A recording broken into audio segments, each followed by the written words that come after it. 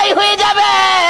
আমার আল্লাহ জিবরাইলকে দিয়ে প্রস্তাব পাঠিয়েছিলেন, ও জিবরাইল, আমার বন্ধুর কানে খবর দাও, আমার বন্ধু এই দেশের মাটিতে থাকতে পারবে না, আমার বন্ধু এই রক্ত মাখা জমিনের মধ্যে রাখবো না, আমার বন্ধুর দেহ আমার আরশের ডাইন পাশে দাফন করব। জিবরাইল খবর নিয়ে ডাকতেছেন, হুজুর আল্লাহর সালাম গ্রহণ করুন। আমি জিবরাইলের সালাম গ্রহণ করুন।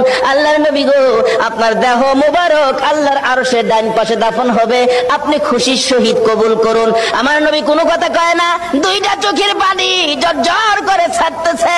জিবরাইল বলেন, ইয়া রাসূলুল্লাহ, এত সুন্দর প্রস্তাব নিয়ে আসলাম, কোনো কথা কন না, খালি কাঁদেন কেন জানতে চাই।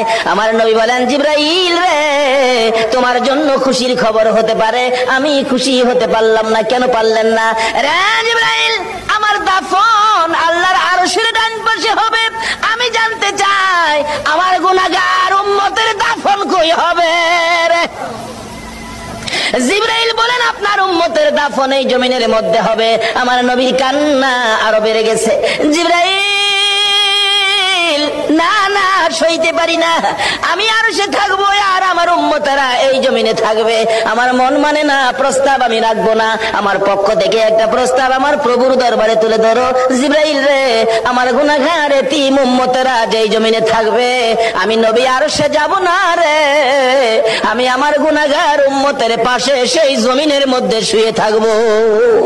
আরে দয়ালো নবী, প্রেমের ছবি আর আসবে না জগতে, আমার দয়ালো নবী, প্রেমের ছবি আর আসবে না। হাসর দিনে উম্মত বিনে, হাসর দিনে